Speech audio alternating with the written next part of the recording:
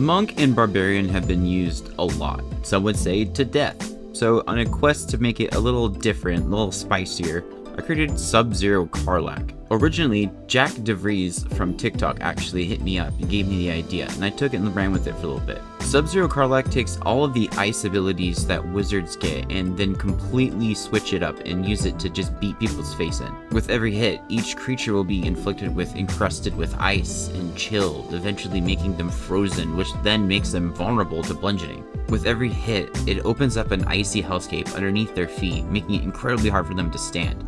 And if they failed their save, they'll also experience mental fatigue, which lowers their ability scores and causes psychic damage. Our rage is sent to make everyone bleed at the same time, making all constitution checks that they'll have at disadvantage, and it will triple our strength score on our monk attack rolls. This build is more about control than it is damage, but it does an insane amount of damage at the same time. There'll be chapters below if you wanted to skip around. Until then, I'll see you later. The levels on this one is pretty easy. We're going to start with Barbarian. It doesn't give us much besides the rage ability, but we'll also be able to pick our stats here. We're going to put 17 for our strength, 15 for our dexterity, and 14 for our con. Now we're not going to do two 16s. We're going to make it 17 because our next feat is going to roll over our strength by 1 point. We're just going to dump intelligence. If you're going to be maining her like as an origin character, there's going to be an item in the beginning of the game. I'm sure you know about it. The intelligence headband that'll just take care of that for you. Our next level is going to pick up Monk. Monk is going to give us tons of stuff, but more importantly, we now have a 2-hit option for a bonus action. So at level 2, you will be doing the most damage as anyone on the field, trust me.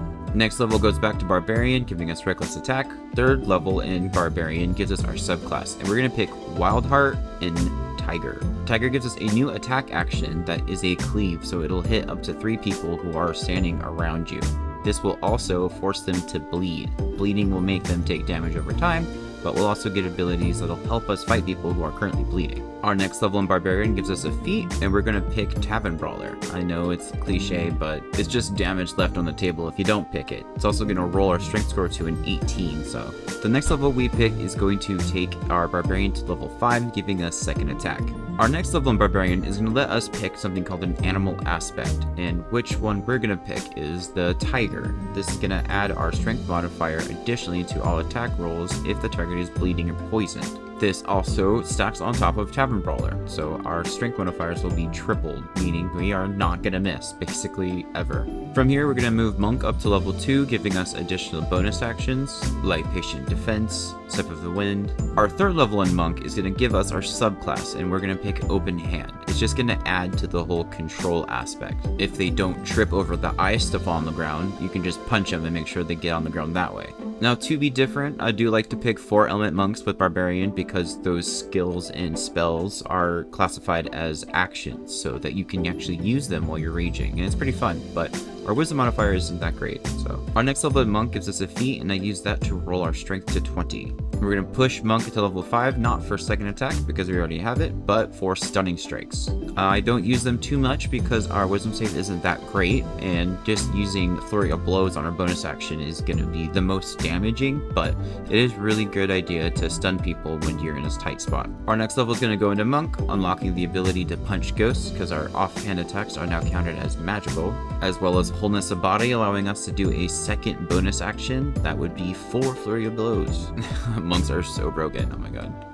But this isn't about how broken monks are. Everybody knows Tavern Brawler and a bunch of bonus actions kicks total ass. This is about a different way to use ice magic to control a whole battlefield without having to cast anything. The Winter Clutches gloves can be purchased from the Crazy Egg Lady in Act 1. When you deal cold damage on a target, they then have a status effect called Encrusted with Ice. These stacks eventually lead to them being completely frozen, which makes them vulnerable to bludgeoning, you know, like your hands and the big stick you're going to be swinging, and it makes all of their saves with dexterity at disadvantage, regardless of how many stacks they have. The Snowburst Ring can be found under the floorboards in the Last Light Inn, and when you do cold damage from any kind of catalyst, it then creates a large 3-meter space on the floor full of ice, making all the targets around have to do dexterity saving throws or fall over.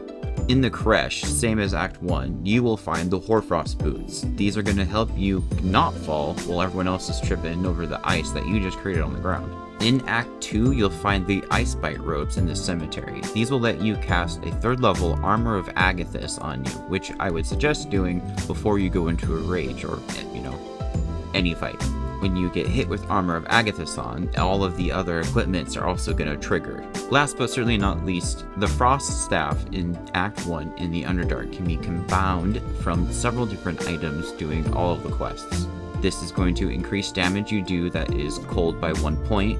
It's also going to force them to be chilled, another cold status effect, and itself being a +1 quarterstaff that does an additional d4 of cold damage, being the catalyst for all of these things that trigger on cold damage. Whack them with this, they're going to be encrusted with ice, they're going to be chilled, they're going to have to slip over the ground that you created. You can hit multiple people in a row with the Barbarian's Tiger Cleave ability, which also causes bleeding and soups up your Monk's Flurry of Blows.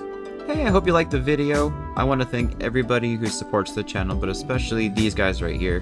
Everyone from the adventurer or higher on the memberships list gets to be put into the ending credits, and they get put into a weekly raffle that pulls every Sunday. If you want to join that list, there's a link in the description. See you around, guys. Bye, I love you.